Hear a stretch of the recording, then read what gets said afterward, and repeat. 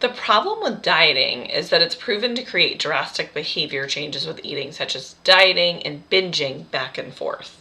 It's a world where dieting is the only solution to stop you from feeling guilty.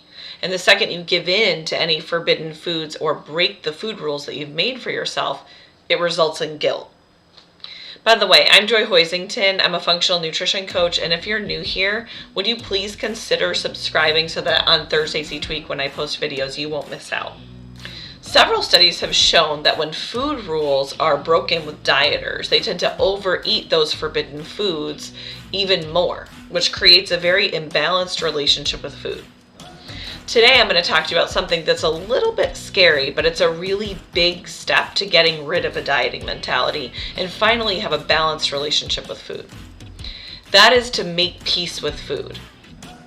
So some of you are like, okay, yeah, cool, but how do I do that? Well, there's a few ways to do this, but every person has to start with something very, very important, and that is honoring your hunger. Without honoring your hunger, you put yourself at a high risk of overeating anything that's in front of you, from spinach to cake. But the simple way that you do this is by tuning into your hunger and fullness cues. We all have those natural cues within us that tell us when we're hungry and when we're full. Hunger is noticed by certain signs such as stomach growling or gurgling, stomach pains, irritability, a tough time concentrating, or headaches, for example. The more you dieted, the harder this is going to be, but it will come with time. Once you start recognizing your hunger and honoring it when you're moderately hungry and not ravenous. So if you were to measure your hunger on a scale of like 1 to 10, 1 being barely hungry and 10 being like the most intense hunger that you could ever have, you want to make sure that you're eating when you're somewhere in the middle. To eat when you're not hungry is kind of pointless, because then you aren't listening to your body's cues and you could end up overeating for the day simply because you ate when you didn't really need to. But to eat when you are ravenous, again, sets you up for overeating. And this is because there's a hormone called ghrelin that is secreted in our stomachs that cause us to feel hungry when we need to eat. And it only increases the longer we sort of ignore that hunger. And eventually, this being a hormone, it's going to be impossible to fight against. So that's why you should aim to eat when you're somewhere in the middle. In fact, if you wait until you're ravenously hungry, you will begin to crave foods that are very, very high in sugar and really high in fat. And this is to be able to balance out your blood sugar quickly and get those lost nutrients that you didn't have. Instead, if you just eat sooner, then you wouldn't have probably gone for something like chips or a giant bowl of pasta. Once you've started tuning into your hunger and fullness cues for at least a few weeks, then you can move on to the next phase. In this phase, you're going to make a list of all the foods that you think of as fattening or high calorie, and the foods that you tend to restrict when you're trying to do good. If you tend to restrict these foods in some capacity, even during certain days or times of the week, or even for health reasons, you can also write these down. Once you've done this, go through and circle which foods that you tend to avoid for those reasons. From here, you can decide which food that you're going to start allowing yourself to have either at home or out of the home.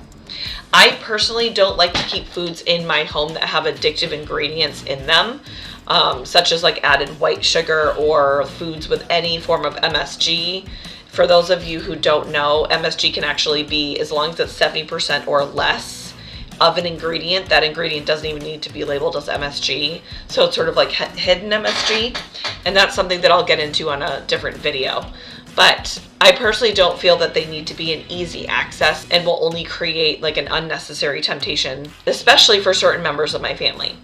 But do what is right for you specifically. I've definitely been one to experience major sugar cravings that tend to get worse when I start eating foods with added sugar regularly. So that tells me I prefer not to consume them on a regular basis. And some people are more prone to blood sugar fluctuation. So if you feel like that's you, like you tend to have the ups and downs, and that when you do start to eat foods with added sugar, you just crave them all the time, then I would suggest not having them in your house. But absolutely, if you decide to start with a food that you've been restricting that does have added sugar, I would absolutely suggest permitting yourself to have that food out of the house for starters.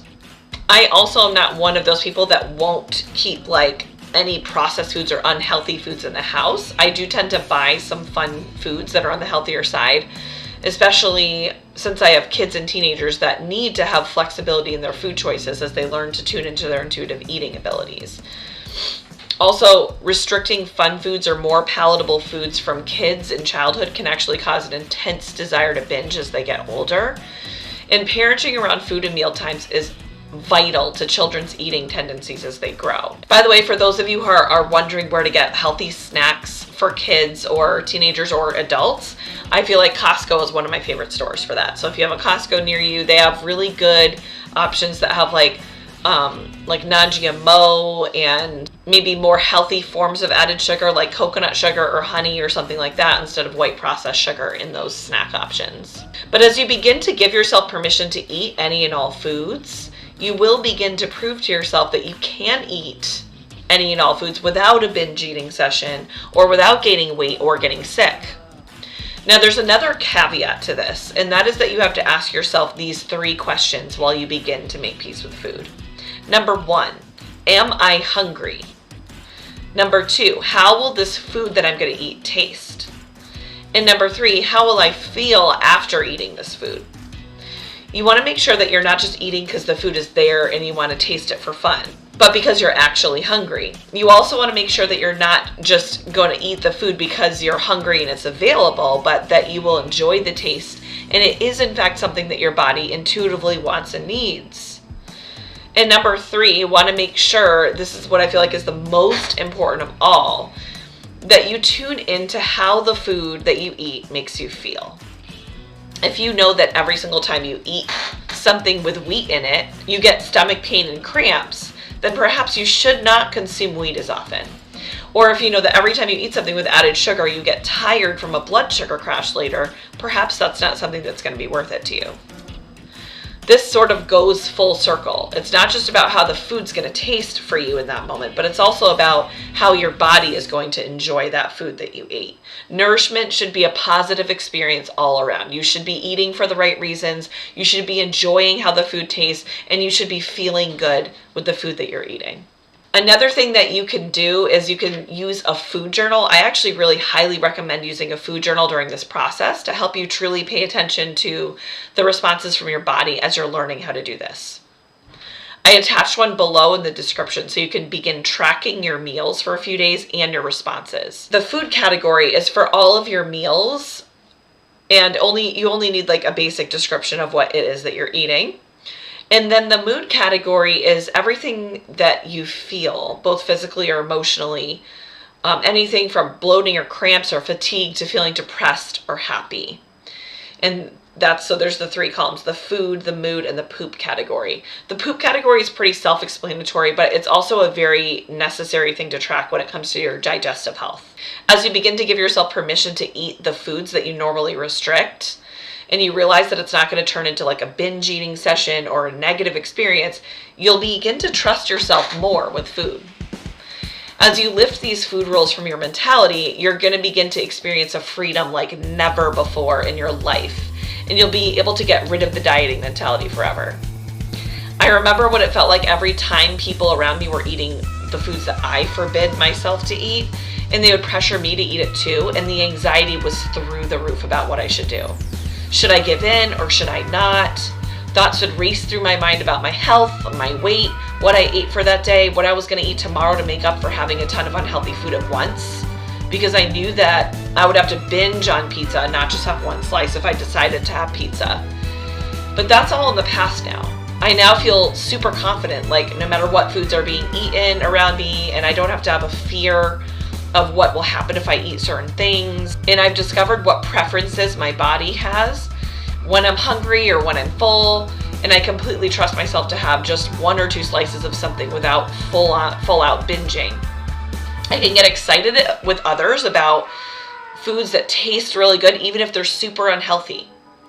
I don't feel the need to tell others about how unhealthy the foods are that they're eating. And if others encourage me to eat something, I feel confident in communicating my desires and preferences to them without feeling shame or embarrassment.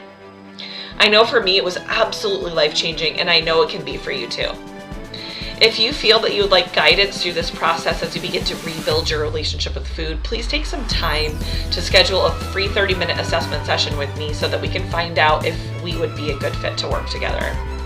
The link is in the description. I look forward to talking with you soon. I hope that all this information helps, and I hope that you have a great week.